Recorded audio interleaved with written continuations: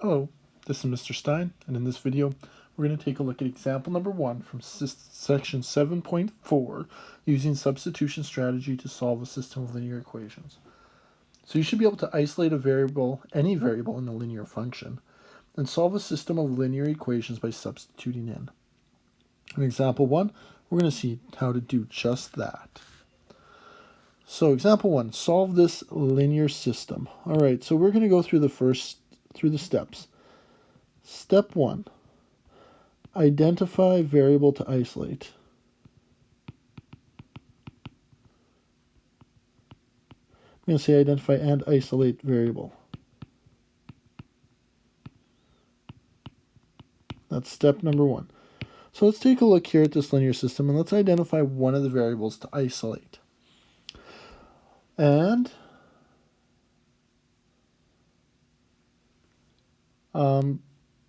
there is a distinct choice. It is better in these variables to isolate the y's than it is the x's. Here's why. If we were to try to isolate the x's, we would have to divide by 4 in the second equation. In equation number 2, we'd have to divide by 4. And that would get us 2 fractions. But if we're isolating the y in equation number 2, we only have to get 1 fraction, because 18 is divisible by 6, but 18 is not divisible by 4. So it actually is better to isolate one of the y's. So we've got equation 1 and equation 2 here. We're going to isolate this guy in equation 1. All right, so let's start that off. So 5x minus 3y is equal to 18. So I take my 5x over to get negative 3y is equal to negative 5x plus 18. Now I divide by negative 3, divide this side by negative 3. I'm going to get y is equal to, well, we do that, and we're going to get 5 over 3x. And I leave it as a fraction. Do not turn this into a decimal. And then I'm going to do, sorry, this should be 18. 18 divided by negative 3 is subtract 6. So you can see here there's only 1 fraction. If we would have isolated the x, we would have had 2 fractions. All right, so we've identified and isolated our variable. Number 2, we're going to substitute into the other equation.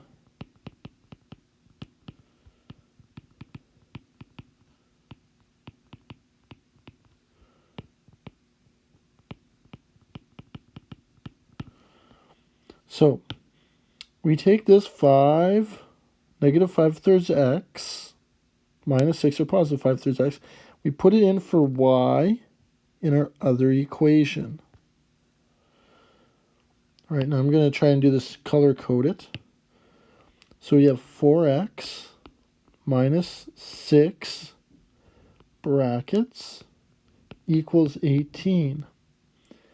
Now, this equation goes in here where y used to be. So we've got 5/3 x minus 6. So we just replace that.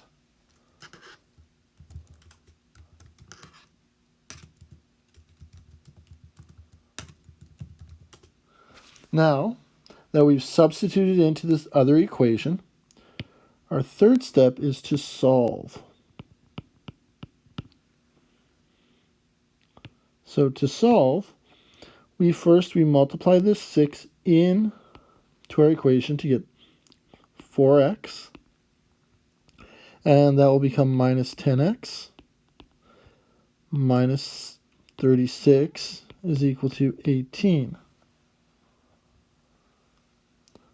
So now we can just simplify things out. 4x minus 10x is minus 6x. Minus 36 is equal to 18. Add 36 to both sides.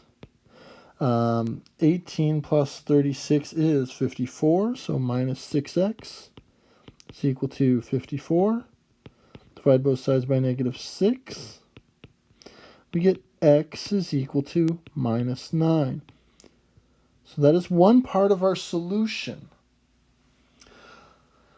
So that is the x value for our solution. So I'm going to put this right down here, nice and big. The x value for our solution is negative 9. Now we need to find the y value for our solution.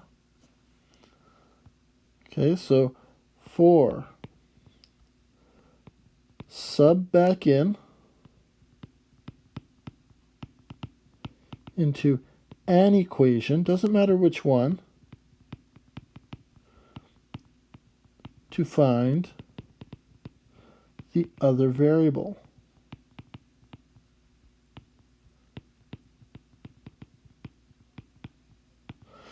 So we take this 9, this minus 9 here, that's x, and we put it into one of these two equations, and we find our y.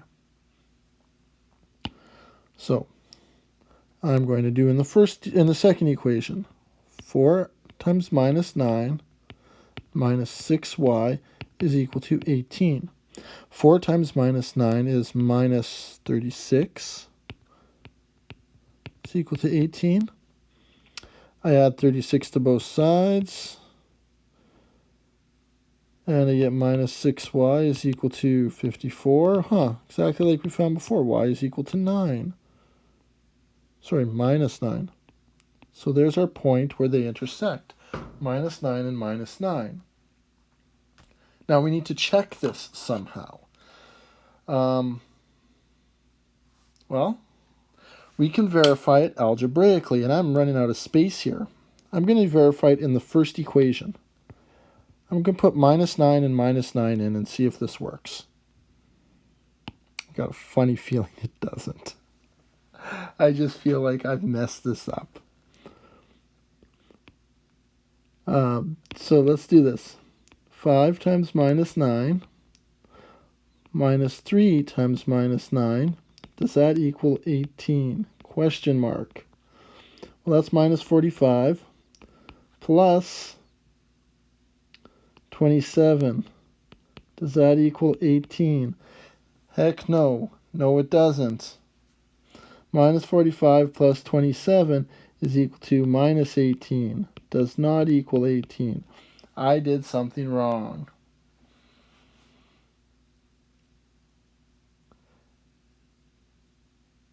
And aha. Now, I'm keeping this wrong one. I'm showing you this wrong one to show you how I can fix this. Because I found my mistake. And because I was just off by like one sign, like I switched a sign somewhere, but I didn't. I found it. It's right here. Minus 6 times minus 6 does not equal minus 36. What does it equal? It equals plus 36. So now this is plus 36. Now let's erase from here on out. And follow the same procedure. So we've got minus 6x equals, now we subtract 36 from both sides. We get minus 18. X is equal to 3. So one of our points is x is equal to 3. Now we plug it into another equation. I'm going to do number 2. 4 times 3 minus 6y is equal to 18.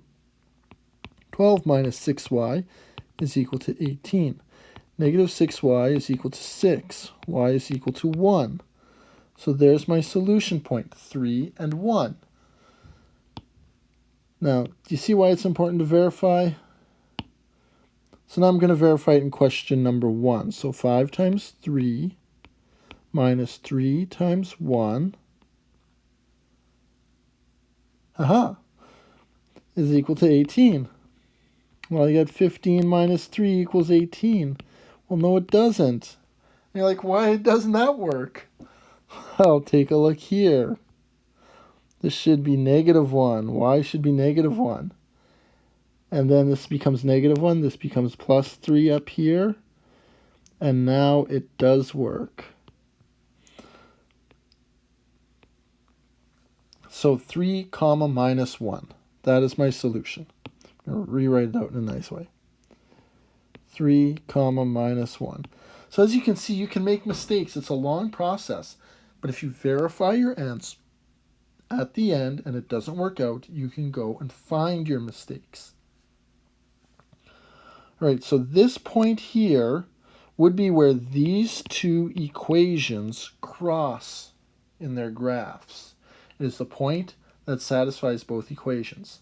Well, sorry this one took so long, but I hope you saw that you can check your answer by verifying at the end. And if you make a mistake, you can go back, and there are certain techniques you can use to find your mistake.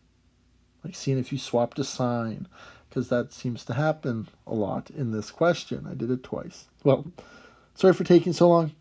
If you have any questions, please put them in the comments below or contact me directly, and thank you for watching.